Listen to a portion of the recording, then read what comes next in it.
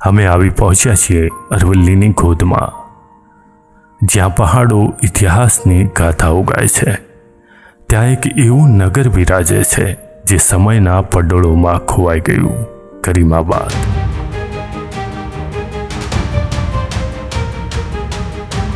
આજથી લગભગ 250 વર્ષ પહેલા આ નગર વસ્યું હતું અને થોડાક જ સમયમાં ઉજ્જડ થઈ ગયું. પણ ત્યાંના પથ્થરો હજુ પણ ગુંજે છે, હજી પણ સંભળાય છે ભૂતકાળની કથા.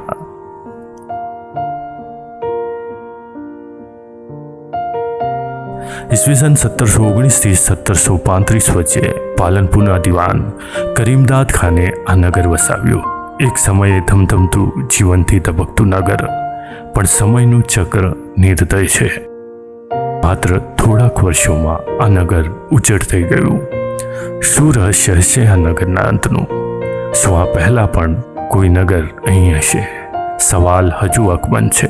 પથ્થરોના અવશેષો આજે પણ આ રહસ્યને પોકારે છે. ઐતિહાસિક પુસ્તક પાલનપુર રાજ્યનો ઇતિહાસમાં આ નોંધ જોવા મળે છે. કરીમાબાદ વિરાન થવાનું એક કારણ એ હતું કે ત્યાં વસાવેલ લોકોને પહાડી હવા પાણી બિલકુલ માફક આવ્યા નહીં. તેથી તેઓ તેને છોડીને બીજે ચાલ્યા ગયા. વળી એમ પણ કહેવામાં આવે છે કે તે લોકોની એક સ્ત્રી તરફ કરીમદાદ ખાનના નોકરે દુષ્ટ નજરથી જોયું અને જુલમ ગુજાર્યું. આથી તેમનામાં ખળભળાટ થયો. તેમણે આ વાતની ખબર દિવાન કરીમદાદ ખાનને આપી, પરંતુ તે ખરી હકીકતથી અજાણ હોવાથી તેનો કંઈ બંદોબસ્ત કરી શક્યા નહીં. પરિણામ એ આવ્યું કે ત્યાં વસેલ લોકો ધીમે ધીમે તે ગામ છોડી બીજે જઈ વસ્યા.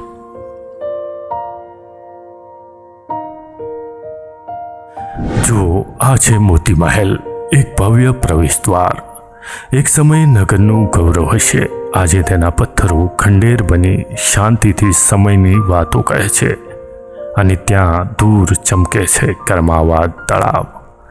ચોમાસાની ઋતુમાં પ્રકૃતિ 16 કળાએ ખીલે છે. ઝરણાઓનો ખળખળાવાજ મનને અનેરી શાંતા આપે છે. અહીંનું વાતાવરણ આજે પણ પ્રકૃતિની સંપદાને પ્રતિબિંબિત કરે છે. આ નગર માત્ર ઇતિહાસ નહીં પણ આધ્યાત્મિકતાનું પણ કેન્દ્ર છે. અહીં એક પથ્થરની ગુફામાં આદિવાસી સમુદાયની આરાધ્ય દેવી બિરાજે છે. લોકોની શ્રદ્ધા અને આસ્થા આ સ્થળને જીવંત રાખે છે. અને ત્યાં ગુરુ ધુંધળીમલની જગ્યા, ગુરુનો બહોરો, જ્યાં લોકોની આસ્થા ઝરણાની જેમ વહે છે. અહીં 2 પ્રાચીન કૂવાઓ છે. એક થાલો કૂવો જે એક સમયે પાણીથી ધબકતો હશે, અને બીજો જેમાં આજે પણ પાણીની હળવી લહેરો ઇતિહાસની વાતો કહે છે.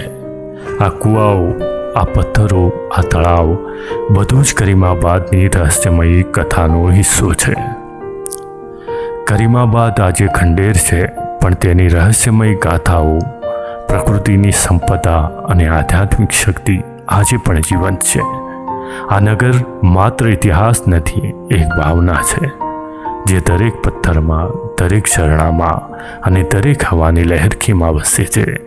આવો આ રહસ્યમય નગરની મુલાકાત લઈએ અને ખોવાયેલા સમયની વાતો સાંભળીએ.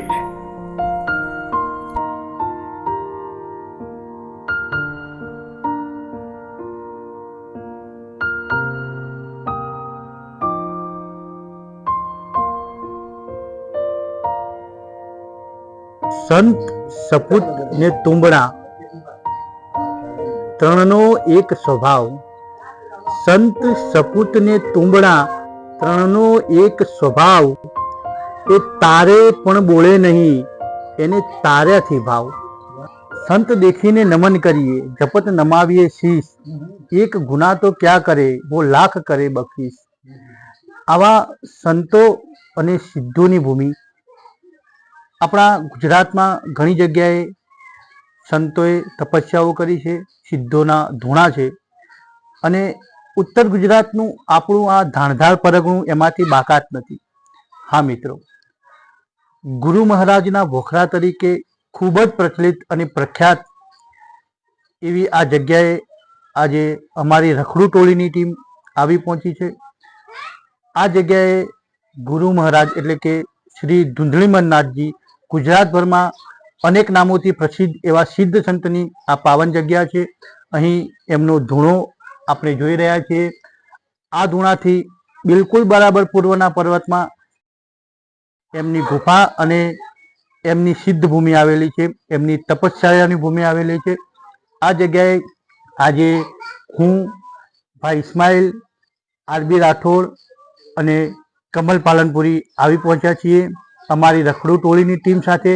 આજે સંજયભાઈ અને અમારા કમલભાઈના પુત્રી અને પુત્ર હર્ષિલ અને નંદિની પણ જોડાયા છે. આ જગ્યાના પ્રભાવ થકી જે એની ખાસિયતો હતી એ અમે ઉજાગર કરવા મથી રહ્યા. અહીં અમે લગભગ 301 વર્ષ પહેલાંનું નવાબકાલીન એક સ્ટ્રક્ચર જોયું જેનું નામ છે મોતી મહેલ. એક બે જૂના કૂવા જોયા, એના સ્થાપત્યો બી જોયા. એ વિગતે અમે આ વિડીયોમાં તમને જણાવીશું. અત્યારે આ જગ્યા વિશે થોડીક માહિતી અહીં સેવા આપતા આ જગ્યાને પોતાનું ઘર માનતા એવા ભાઈ સંજયભાઈ જોશીને વિનંતી કરીશ કે આ જગ્યા વિશે આપ માહિતી આપશો. નમસ્કાર સંજયભાઈ, અમારી રખડુ ટોળીની જે ટીમ આવી આપે એમનું સ્વાગત કર્યું એ બદલ આપનો ખૂબ ખૂબ આભાર. આ જગ્યા વિશે આપે ઘણું લખ્યું છે, આપ ઘણું જાણો છો, ઘણું ફર્યા છો, તો આપના અનુભવ અને આ જગ્યા વિશે થોડીક માહિતી આપશો તો અમને બહુ જ ગમશે. સમગ્ર ઉત્તર ગુજરાત અને ગુજરાતના અનેક શ્રદ્ધાળુઓના આસ્થાનું સ્થાનક એવો ગુરુનો વોખરો આ વિસ્તારમાં આવેલો છે. ગુરુ મહારાજની બાધા આખડી માનતા પૂરી કરવા માટે કેટલાય શ્રદ્ધાળુઓ દર વર્ષે જાય છે. શ્રી ગુરુ ધુંધળીનાથ મહારાજની જે સમાધિ સ્થળ છે એ ઉપર ગુરુના ભોખરે આવેલું છે. આ સ્થાનકનું ગુજરાત સ્ટેટ ગેજેટિયર્સમાં આ સ્થાનકની નોંધ છે અને આપ આવ્યા એ બદલ ખૂબ ખૂબ આનંદ છે. આપને જય ગુરુ મહારાજ. અને ખાસ તો આપ ઇતિહાસના માણસો છે એટલે આપને કહેવાનું કે આ સ્થાન વધુમાં વધુ ઐતિહાસિક રીતે પણ ઉજાગર થાય એવો આપ પ્રયત્ન કરતા રહો. એ ગુરુ મહારાજને પ્રાર્થના કરીએ. ચાલો રામી. ખૂબ ખૂબ આભાર. સંજયભાઈએ કહ્યું કે ઇતિહાસ ઉજાગર કરવાનો જે અમારો પ્રયત્ન છે, તો અમારી નજરે અહીં જે નગર હતું કરીમાબાદ તે જગ્યાની મેં રૂબરૂ મુલાકાત લીધી. વરસાદની ઋતુમાં ત્યાં સંપૂર્ણપણે પાણી ભરાઈ જાય છે, પણ અત્યારે અમે આવ્યા તો અમે ત્યાં જોયું કે ત્યાં પુરાતન થોડાક અવશેષો અમને મળ્યા છે કે જે જૂની ઈંટો છે એ વખતની. થોડાક એવા અવશેષો બી મળ્યા છે જે વાસણના અવશેષો છે, નળિયાના અવશેષો છે. આ બધું અમે હમણાં સંગ્રહ કર્યું છે અને જોઈશું કે અમારાથી બને એટલા પ્રયત્ન કરીશું સંજયભાઈ કે આ ઇતિહાસ લોકો સુધી પહોંચે એવો અમારો પૂરેપૂરો પ્રયત્ન રહેશે.